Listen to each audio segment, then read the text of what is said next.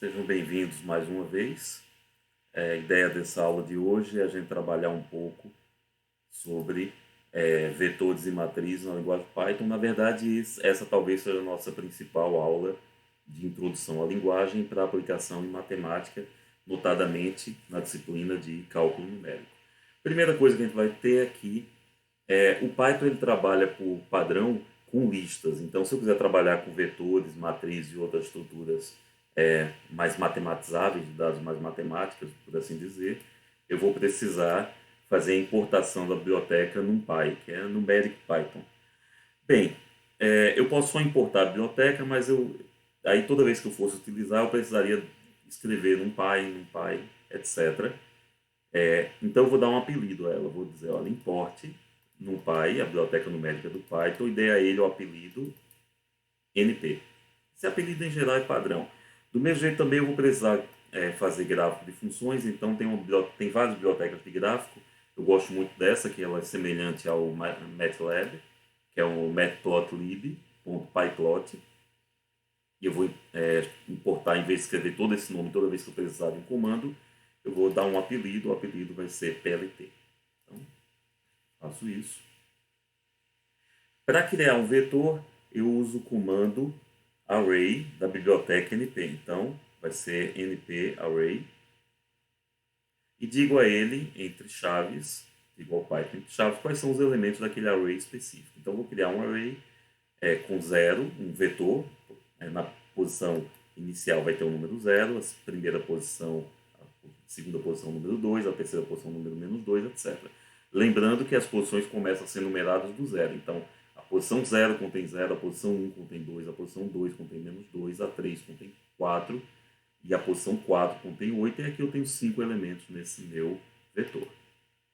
Então está aqui, vetor x1, 0, 2, menos 2, 4 e 8. O número de dimensões é 1, um vetor é unidimensional. Tá certo? Tem o formato, que é o shape, está dizendo, olha, tem 5 elementos na primeira, uma linha de 5 elementos. Se aqui eu tivesse uma matriz, o shape envolveria 2 números, seria o número de linhas e o número de colunas. E a quantidade de elementos é dada pela função length, que é a quantidade de elementos, o tamanho. Então, aqui tem 5 elementos. Bem, eu posso dizer, além disso, eu posso dizer a ele qual é ao Python, qual é o tipo de dado. Aqui ele criou um vetor de inteiros, mas vamos dizer que eu quisesse que os vetores fossem de ponto flutuante. Então eu uso esse parâmetro nomeado dtype para dizer a ele, ó, esse parâmetro ele é igual ao float, ou seja, o tipo de dado desse meu vetor vai ser um tipo ponto flutuante. Observe que eu estou usando o mesmo vetor de antes, 0, 2, menos 2, 4 e 8, mas agora são números, enquanto antes os números eram inteiros, aqui eu tenho ponto, são números de ponto flutuante. Bem, na maioria das vezes eu não vou dizer quais são os elementos do vetor, um a um. Eu vou criar os vetores a partir de uma regra. Que regra é essa? Em geral, eu digo a regra.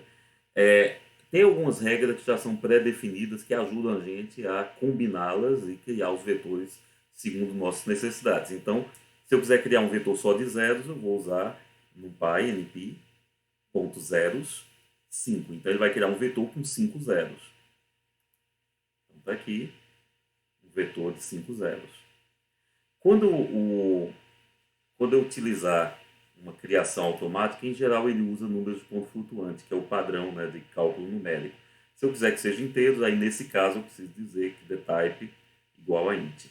Tá certo? É o contrário de criar o array. Quando eu crio o array, ele entende que o tipo de dados que está ali é o mesmo tipo de dado dos números que eu coloquei no array. Se eu só coloquei números inteiros, vai ser inteiro. Mas quando eu crio a partir dos zeros, por exemplo, o padrão cria ponto flutuante. Então está aqui, x3 é um vetor de 5 zeros e x4 é um vetor também de 5 zeros, mas 5 zeros inteiros, ou seja, sem ponto flutuante, são tipo int. Para criar um vetor só de uns, a mesma coisa, a mesma história. Eu vou usar o np.ones. Aí eu vou precisar ficar decorando essas coisas? Em geral, não. Em geral, se eu colocar np, colocar um ponto, já aparece aqui um conjunto de comandos. Eu tenho que entender mais ou menos o que cada comando faz. Se eu não me lembrar do que um comando em particular faz, eu posso simplesmente botar aqui o mouse em cima, ele vai me dar uma pequena ajuda do comando, ou pelo menos deveria. Bem, está meio lento aqui, então vou colocar só zeros, ones no caso.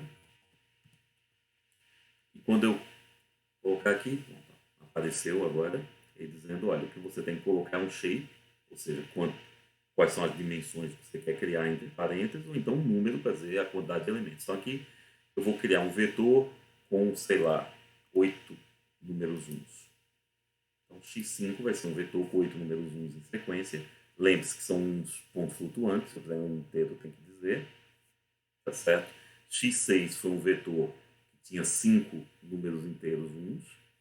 E x7 é um vetor com 6 números inteiros uns. Mas aí eu não quero criar aquele vetor só com números inteiros. Então, como é que eu faço? Eu simplesmente digo, olha, cria o vetor de uns e multiplica pelo número que eu quero. Então, se eu quiser criar um vetor com 6 números iguais a menos 7,8 cada um deles, eu boto menos 7,8 vezes np.ones.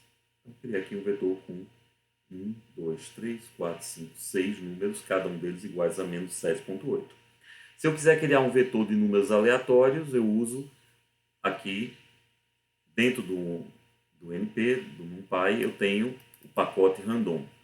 Random, que são vários construtos para números aleatórios. Em geral, eu posso construir números aleatórios distribuídos de forma normal, de forma uniforme, utilizando distribuições como a T-Student e outras.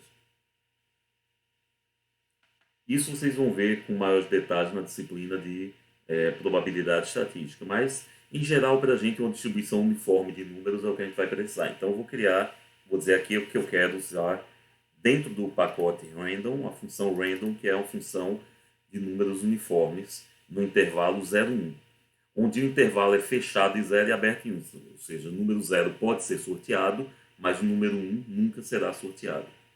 Então aqui criei um vetor de 4 posições. Essa primeira posição 0.14, 0.65, 0.23, etc. Se eu não executar novamente esse código, x8 ficará eternamente com esses números. No entanto, se eu executar de novo, como são números aleatórios, vai mudar. Então, o que era 0.14 passou para 0.11, por exemplo. Se eu clicar de novo, 0.11 passou para 0.45 e são sorteios de números aleatórios. É diferente daqui, onde eu posso executar 1000 vezes, vai dar sempre o mesmo resultado. Bem, e se eu quiser não um número aleatório entre 0 e 1, mas entre A e B? Bem, é muito simples. Eu vou somar A, e aí o número, ao invés de começar do 0, começa do A, e para que ele termine em B, no intervalo, eu vou ter que multiplicar os números aleatórios por B menos A. Porque aí, como os números estão entre 0 e 1, quando for 0 dá exatamente A, quando estiver próximo do 1, vai dar próximo de B menos A somado com A, que é simplesmente o B. Então aqui, por exemplo, A igual a 2, B igual a 5, se eu fizer A mais B menos A vezes números aleatórios, ele vai me devolver vetores variando de 2 a 5. Onde 2 pode ser sorteado, mas 5 nunca vai ser sorteado. Então 3 pontos, etc. Vou clicar mais algumas vezes para ver os números mudando.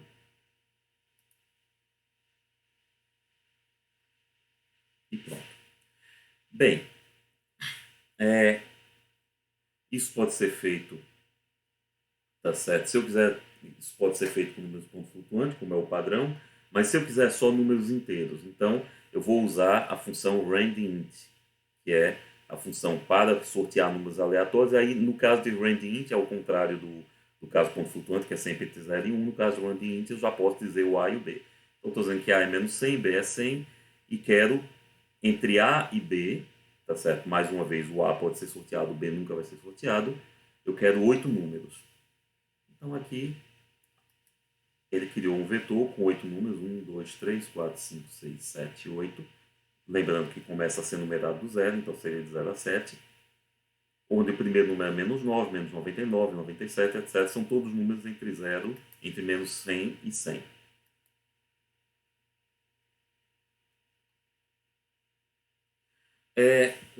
Um padrão interessante no Python é que no Python eu posso ter uma ordem. Quando eu chamo uma função em uma linguagem de programação padrão, ela tem uma ordem de chamada. Então, se eu chamar uma função que eu disse que a primeira variável x era inteira, a segunda variável nome era string, a terceira variável z era ponto flutuante, essa precisa ser a ordem da chamada da função. Ou seja, numa função em C, a ordem da chamada é que faz a atribuição das variáveis locais dentro da função. No Python isso também é verdade. Por exemplo, se eu olhar aqui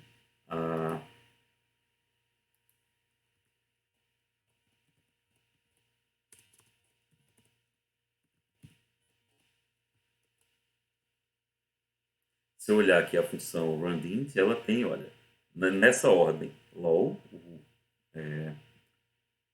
o limitante inferior do intervalo, right, high, desculpe, o limitante superior, e tenho size, que é o número de elementos do meu vetor. Mas esses parâmetros eles têm nomes. O que é que significa isso? Eu posso usar uma outra convenção do Python, que é o parâmetro nomeado. Então, ou eu dou nessa ordem que foi definida, ou eu dou o nome do parâmetro. Então, aqui eu fiz isso. Ó. High, B, size 10, low, A. Então, ele vai entender que x11 é um vetor, tá certo? Que começa em A, com números sorteados, são 10 elementos, começando em A, podendo ser A, terminando em B, não podendo ser B. Então, isso também vai ser comum daqui para frente. A gente pode utilizar a ordem que foi dada, ou se aquela ordem não me for conveniente por alguma razão, ou eu quiser deixar claro no código quem está sendo atribuído em que, eu posso dar os parâmetros como parâmetros nomeados. A range, ele vai me dar um vetor preenchido nesse intervalo. Então, por exemplo, eu quero um vetor x11 com os números variando de menos 2 a 15 nessa sequência. Então, menos 2, menos 1, 0, 1, 2, 3. Por que só foi até 14? Porque lembre-se que o limitante superior nunca entra. Então, é de menos 2 entra, até 15, 15 não entra. Mesmo padrão que é utilizado aqui na função rand. O randint ou random. E se eu não quiser de menos 2 a 15? Eu quiser de menos 2 a 15, mas pulando de 3 em 3. Então, eu vou usar menos 2 até 15, pulando de 3 em 3. Menos 2 com 3, 1 somado com 3, 4, 4 somado com 3, 7, 7 somado com 3, 10, 10 somado com 3, 13, 13 somado com 3, 16. 16 passa do limitante superior, que é 15, portanto, ele não entra. E aqui esse vetor ele tem 6 elementos. E se eu quiser um vetor preenchido da seguinte forma, isso é particularmente útil para a gente. Eu tenho um intervalo, por exemplo, entre 2 e 5, e eu quero 100 elementos dentro desse intervalo. Começando no 2, terminando no 5 e 100 elementos no meu vetor. Tá certo? Uniformemente distribuídos, não é aleatório. Por exemplo, se o meu vetor começar do 2 e terminar no 10 e tiver 3 elementos, eu vou querer menos 2 esteja ali dentro, 10 esteja ali dentro e tenha mais um elemento intermediário. Então eu vou usar a função linspace. Linspace começa no menos 3, termina no 3 e nesse caso 3 entra e tem 7 elementos. Então aqui 1, 2, 3, 4, 5, 6, 7 elementos, começando em menos 3, terminando em 3. E são números ponto flutuantes necessariamente, porque, por exemplo, se eu mandar fazer isso com, sei lá, 7, 9 não, vamos fazer com 12 elementos. Então, de menos 3 até 3 para preencher 12 elementos, os números terão são fracionários, e é o que vai acontecer. Menos 3, menos 2,45. A diferença entre menos 3 e menos 2,45 é a mesma diferença entre menos 2,45 e menos 1,9, etc, etc. Ou seja, o delta x aqui, o delta desse vetor é sempre o mesmo, tá? Lembre-se, veja que menos 3 entrou, 3 também entrou, e aqui eu tenho 12 elementos aqui dentro. Então tem um exercício aqui para a gente fazer. Eu quero criar um vetor de 20 elementos, nos quais os primeiros 5 são iguais a 0. Os 10 seguintes são a sequência de 3 às 12 e os 5 finais são todos iguais a menos 9,6. Então o que é que eu vou fazer? Primeiro,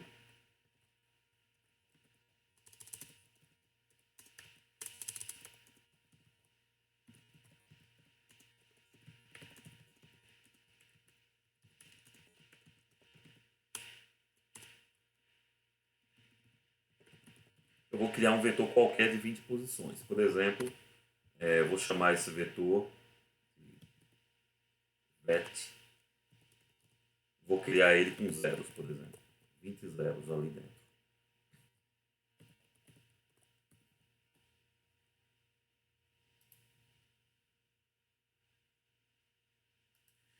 Observe que zeros não existem, não existe NP, são zeros dentro do pacote NumPy. E aqui eu tenho um vetor com 20 zeros, tá certo? Então, os primeiros 5 elementos são iguais a zero, está ótimo, já está ali. Os 10 seguintes são a sequência de 3 a 12. Então, o que é que eu faço? Eu digo, olha, vet, os 5 primeiros são de 0, 1, 2, 3 e 4. Então, os 10 seguintes começam no 5 e vão até... Deixa eu ver. Então, são os 10 seguintes. Então, vet da posição 5, tá certo? Até a posição. Se eu fizer de 5 a 6, eu tenho duas posições, 5 e 6. Então, vou fazer de 5 até o 16, porque aí vou ter 10 posições. E vou dizer que cada uma... Observe o que eu fiz aqui. Eu disse, olha, o vetor entre 5, nas posições de 5 a 16, e por isso eu usei esses dois pontos aqui, eu quero que ele tenha todos esses números iguais a sequência de 3 a 12. Qual é a sequência de 3 a 12? np.arrange 3 a 12.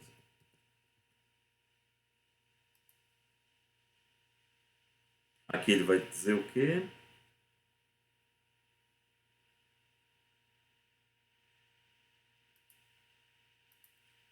Só um detalhe. Deixa eu ver aqui quantas posições.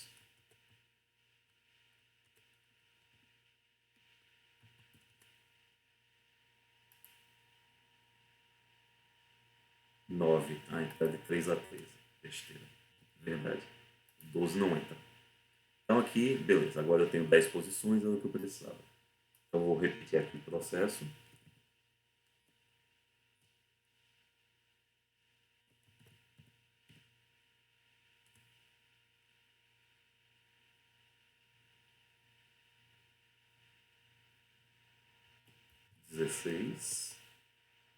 Igual a np-arrange de 3 a 13.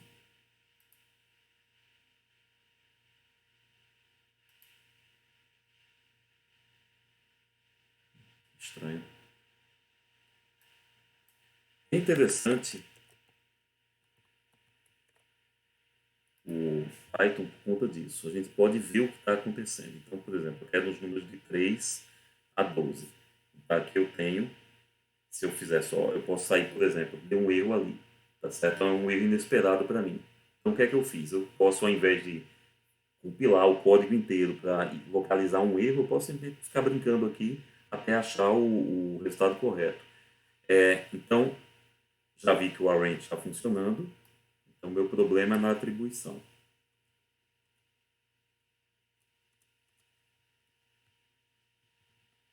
Só para testar a minha atribuição, vou fazer o seguinte.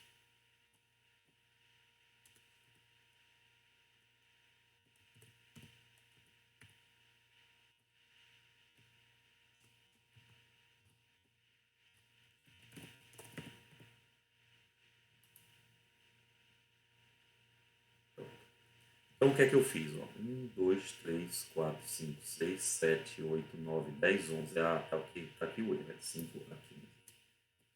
Então, o que é que eu fiz? Eu fiz de 5 a 16 era o que eu estava fazendo. Daí tinha 11 posições, não 10. Essas 11 posições eu tentei atribuir a um vetor que só tinha 10 posições. Obviamente deu erro.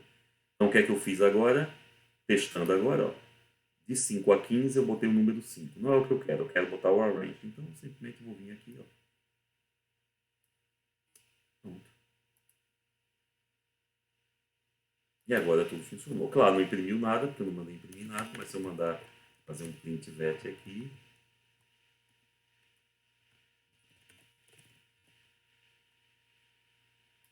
então veja o que acontece. Eu tenho as primeiras 5 posições já estão certas, as próximas 10 já estão certas. E aí o que ele quer é que os 5 elementos finais sejam iguais a 9, menos 9,6, a gente já fez quase isso, né? Então vet, posição 15 em diante. Aí, se eu não souber o tamanho, eu posso dizer de 15 até o 20. onde 20, você sabe, não entra, então vai ser do 15 a posição 19. Ou posso dizer, ó, da posição 15 em diante, e não dizer o final, ele vai entender que isso aqui é da 15 em diante, menos 9,6. Então, vou mandar agora imprimir, e tudo funciona. Então, o que aconteceu? Os primeiros 5 são iguais a 0, os próximos 10 são na sequência, e aqui menos 9,6 todos eles. E isso foi pedido aqui do meu, fazendo meu vetor. Então, se eu fosse escrever esse código para dar uma resposta numa prova, por exemplo, eu não botaria os prints, eu comentaria os prints, e essa seria a minha construção. Primeiro passo, cria um vetor de 20 posições, tá certo? E o segundo passo,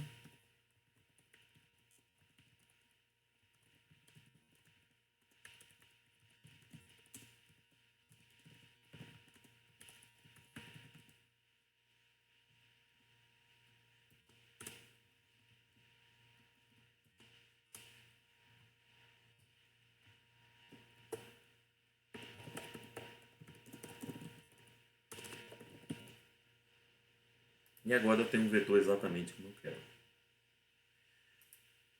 Cria um vetor de 100 posições que alterna de menos 1, 0 e 1 nessa ordem. Então o vetor vai ter que ter menos 1, 0, 1, menos 1, 0, 1, menos 1, 0, 1, até a 100ª posição. Então eu posso fazer do mesmo jeito que antes, tá? Vou criar um outro vetor, vou chamar de vet2. Esse cara, então, vai ser um vetor de zeros com 100 posições. O que eu quero é, olha, vet2 começando na posição 0 e indo até a posição 100. Se eu colocar somente isso, ele vai dizer a posição 0, a 1, a 2 até a 99. Mas eu quero que ele pule de 3 em 3. Então, todas essas posições vão ter o número menos 1. O que é que vai acontecer então?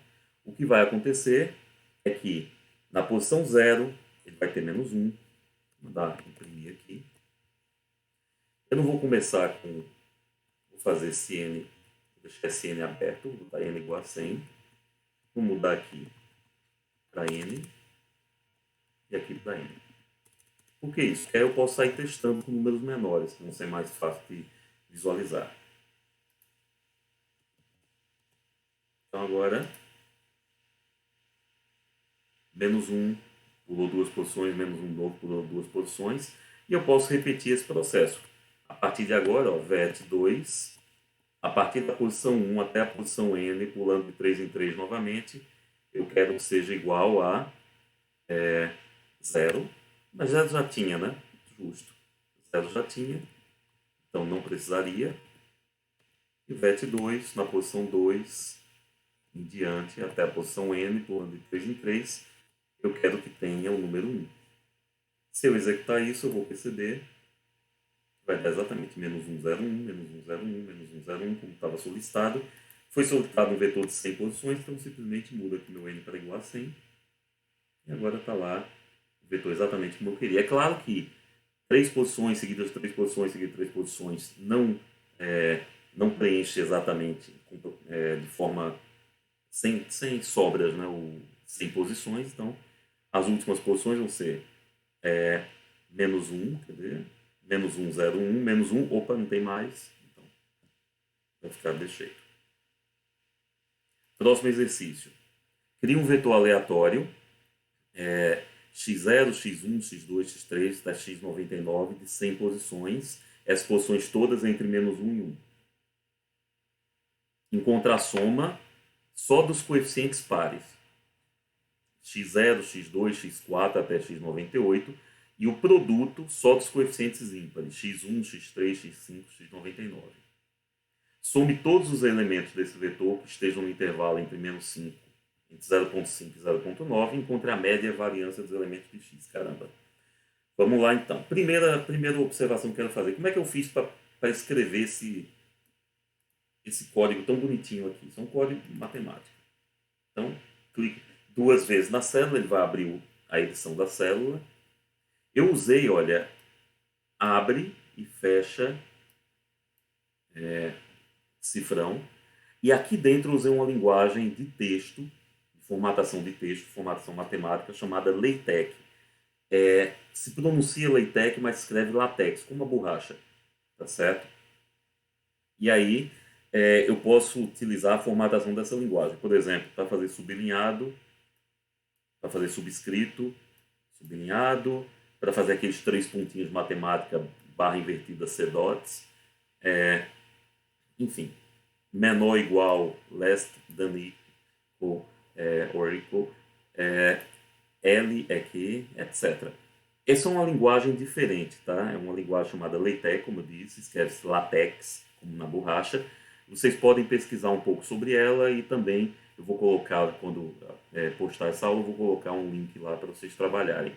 É muito legal essa linguagem, eu recomendo a todos vocês que aprendam, porque é uma linguagem bastante utilizada no meio científico, sobretudo em matemática, ciência da computação, física, etc. E permite fazer um texto mais bonitinho assim. Então, só esse adendo, vamos resolver agora o exercício. Ok, então, primeiro passo.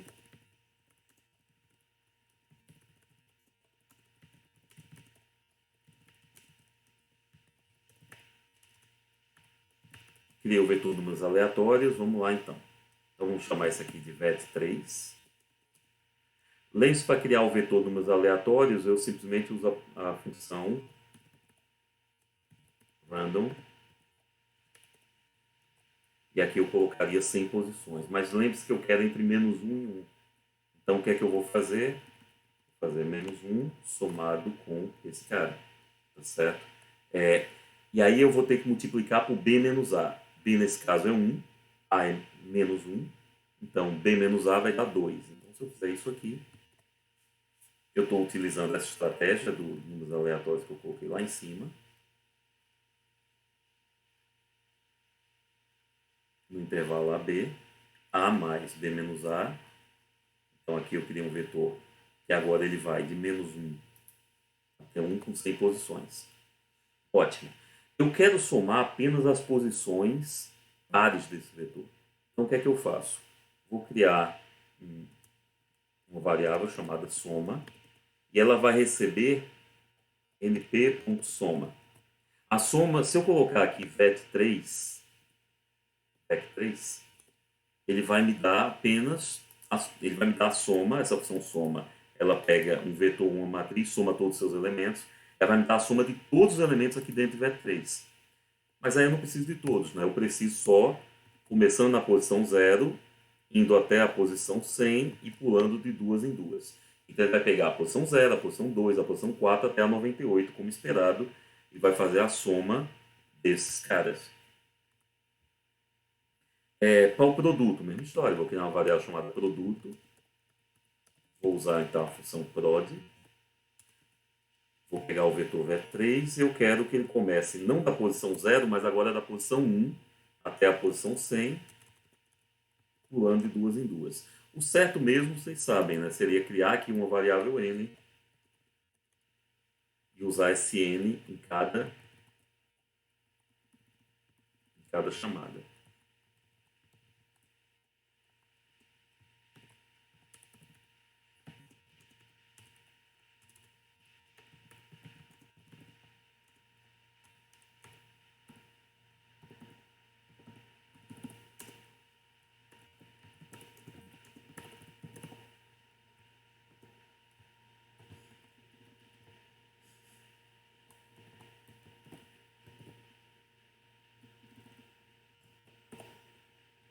Aqui começando do 0 e somando com 2, eu vou ter 0, 2, 4, etc. Que são os índices pares. Se eu começar do 1, 1 somado com 2 vai dar 3, somado com 2 vai dar 5.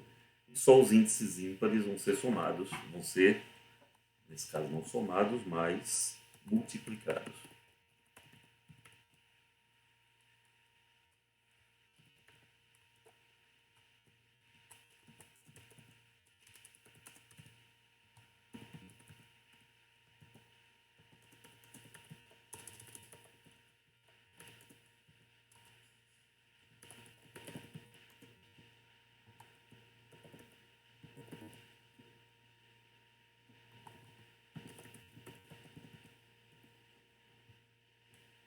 Então vou mandar executar. A soma solicitada deu menos 0,87, aproximadamente 807. E o produto deu menos 1,18 multiplicado por 10 elevado a menos 23, que ele utiliza a notação E menos 23. Então, multiplicado por 10 elevado a 23ª potência negativa. Então, tem 23 zeros aí. É o mesmo padrão que a gente usa em outras linguagens, como por exemplo C. Ok, como é que eu sei que está certo? Bem, não sei. Aí eu vou precisar, se eu precisasse conferir se o que eu fiz está correto, o que eu deveria fazer é gerar um vetor menor e talvez fazer a conta na mão. Mas eu vou confiar que está tudo certo. Ok, esse então já respondeu a primeira questão, tá certo?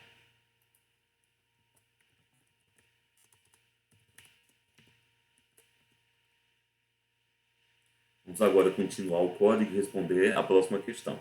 Eu quero somar os elementos no vetor, mas agora eu não estou dando as posições. Eu estou dizendo, olha, eu quero selecionar os elementos que são ao mesmo tempo maiores que 0,5 e menores que 0,9. É claro que a gente vai usar aqui uma condição AND.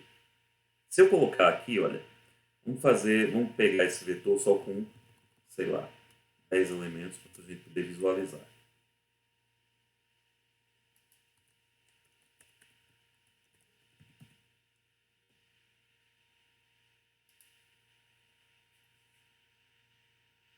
Então aqui estão os 10 elementos, eu poderia até tentar verificar se a soma deu isso mesmo, se o produto deu isso, mas enfim. O que eu quero é apenas os vetores, tá certo? Que são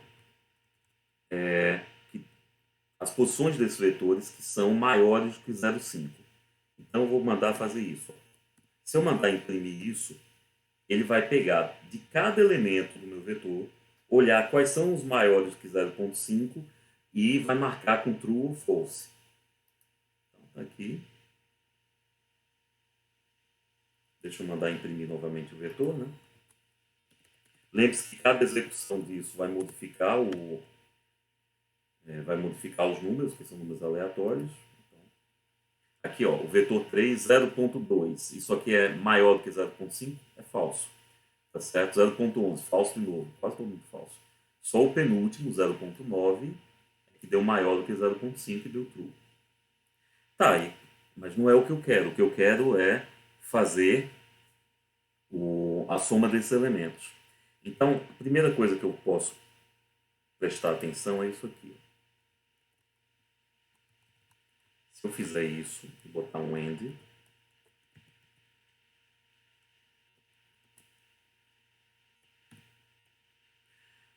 foi entre 0,5 e 0,9. Se eu botar um AND, ele vai refazer essa condição olhando, claro, todo mundo que satisfaz as duas condições. Então ele diz que, olha, a segunda posição satisfaz as duas condições. Vamos dar uma olhada. Primeira posição 0,46, segunda posição 0,75. Ótimo. Ele satisfaz as duas condições. Essa a outra que satisfaz as duas condições é a última, 0,59, que é maior que 0,5 e menor que 0,9. Vamos aqui mudar essa condição, vamos botar entre 0,5 e 0,6. Então, ó, essa aqui, por exemplo, cadê? Essa é maior que 0,5, mas é maior também do que 0,6, ela não é menor, então, mesmo para ela deu false, tá certo? E deu só true para posição 0, 1, 2, 3, 4, 5, 0, 1, 2, 3, 4, 5. Essa aqui deu entre 0,5 e 0,6, como era esperado. Então está tudo funcionando. Mas não era isso que eu queria. O que eu queria é que esses números fossem somados. Então o que é que eu faço? Lembre-se que é np.sum. Ele vai fazer o quê? Vai fazer a soma dos elementos em um vetor. Se eu mandar fazer isso, ele vai somar true e false. Não é o que eu quero. Eu quero, ó, isso é uma coisa interessante. Se eu usar o próprio vetor e usar true e false como argumentos do vetor, deixa eu ver se os parênteses estão todos certos. Não, não estão. Vou dar uma separadinha para ver melhor os parênteses. Ok. Então, np.sum está olhando esse cara aqui. que é que está escrito nesse comando? Está escrito, olha, dentro do vetor vec3, você vai olhar essa condição aqui. Essa condição ela devolve uma série de true ou de false. Essas posições que são true, elas vão ser consideradas o valor dentro de vec3. Então, ao invés de indexar, eu posso indexar um vetor pelo número do seu elemento, posição 0, posição 1, posição 2, como eu posso indexar ele por um vetor de elementos, onde true vai ser um cara indexado e false vai ser um elemento não indexado.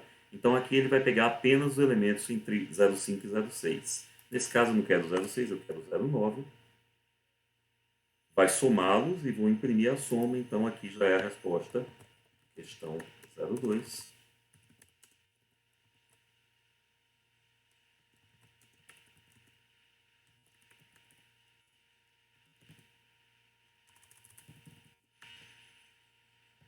Fecha aqui.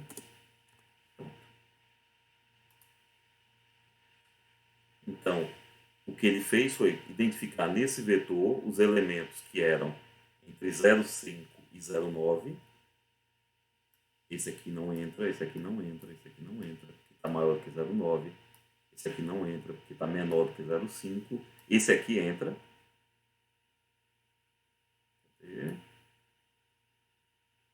E esse aqui entra também.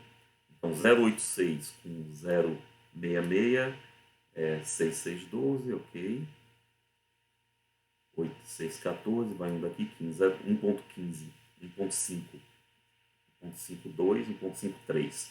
É mais ou menos isso mesmo, tá certo? Então, é a computação que a gente estava esperando. É claro que eu fiz isso para 10 elementos, mas a questão solicitava para 100. Aqui ela não solicitava para imprimir o vetor, então eu vou comentar essa linha de código.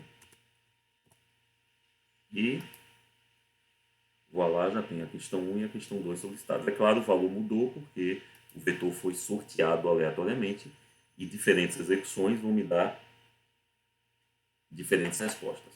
A questão 3 encontra a média e a variância. Então,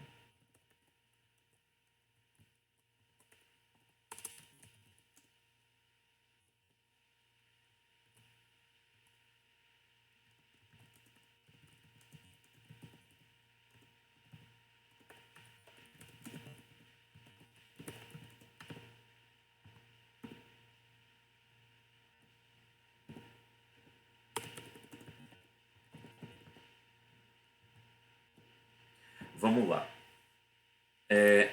A distribuição uniforme, então a média tem que ser o meio do intervalo. O vetor está sendo gerado entre -1 e 1, o que significa que a média, nesse caso, vai ser 0. Então, quando eu calcular a média, se é um vetor de números aleatórios, vai dar sempre um número próximo a 0. Próximo quanto? Tá certo?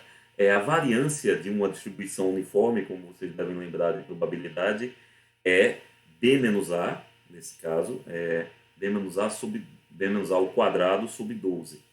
Então, ele vai pegar B menos A, vai ficar 1 menos 1 dá 2, 2 ao quadrado 4, 4 sobre 12 dá 1 sobre 3, 0,33. Então, deve ser mais ou menos essa a variância. Mas aí, como é que eu faço essa conta? Bem, mais uma vez, eu vou usar a biblioteca NP. A biblioteca NP tem uma função chamada média, onde se eu entregar o vetor a ela, nesse caso vec3, ele vai calcular a média e np.variance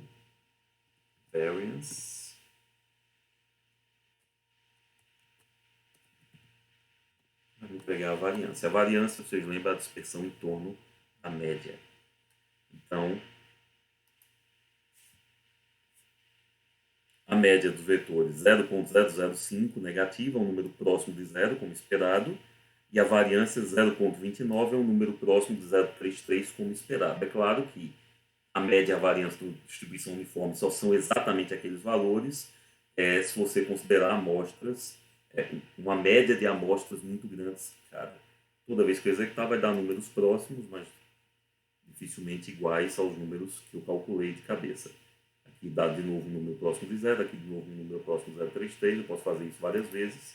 E se eu fizer isso um número suficientemente grande de vezes, esses estimadores, as estatísticas vão se aproximar do valor esperado para a distribuição uniforme. Se a distribuição fosse normal ou fosse de outras, os valores seriam diferentes, e aí eu sugiro um reestudo, relembrar um pouco de probabilidade estatística.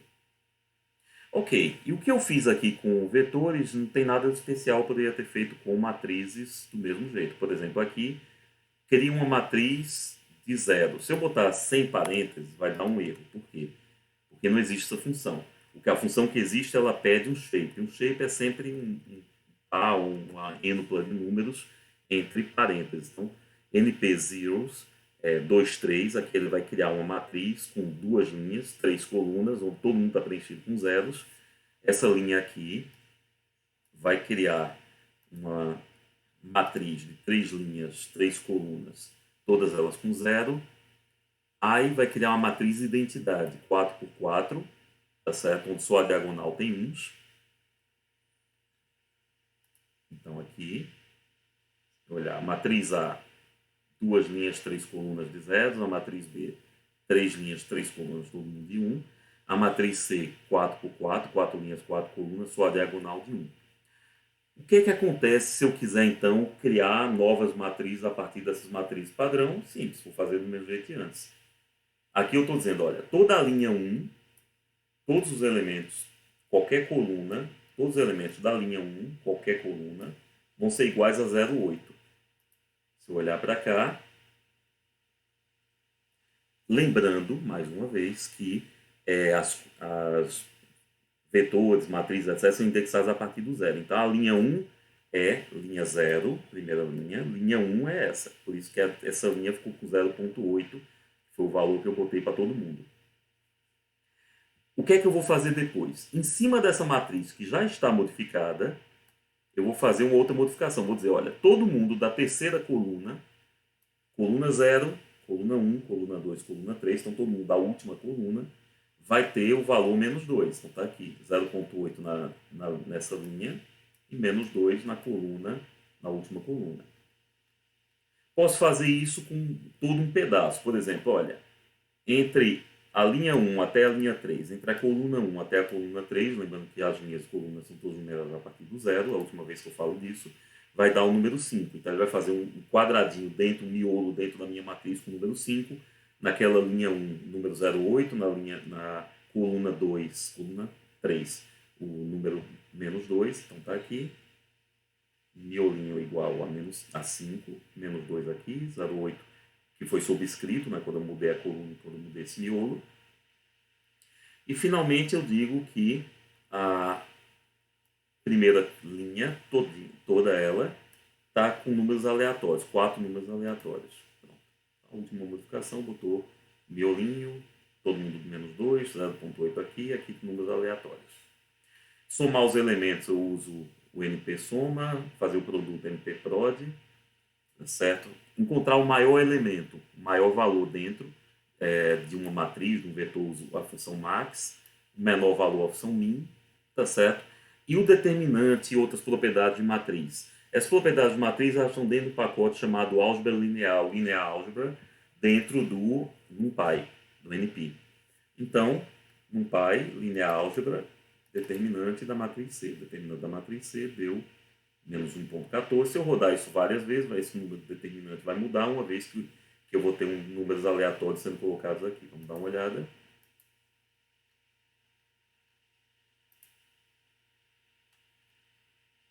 Menos 4,58. 7,31 e por aí vai. Vocês sabem o que acontece quando eu coloco duas linhas iguais numa matriz, né? Ela passa automaticamente o determinante ser zero. Então, só para ilustrar aqui, eu vou dizer o seguinte, olha, da linha 0 até a linha 1, então, a primeira e a segunda linha vão ter os mesmos números aleatórios, tá certo? Lembre-se que quando eu faço um range, o último valor do range não entra, o primeiro entra, então aqui vai ter só 0 e 1. Quando eu fizer isso, essa matriz tem os mesmos números aleatórios na primeira e na segunda coluna, o determinante como esperado, já que tem duas linhas iguais, é 0.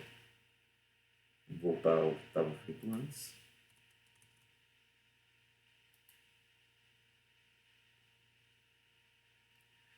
Então,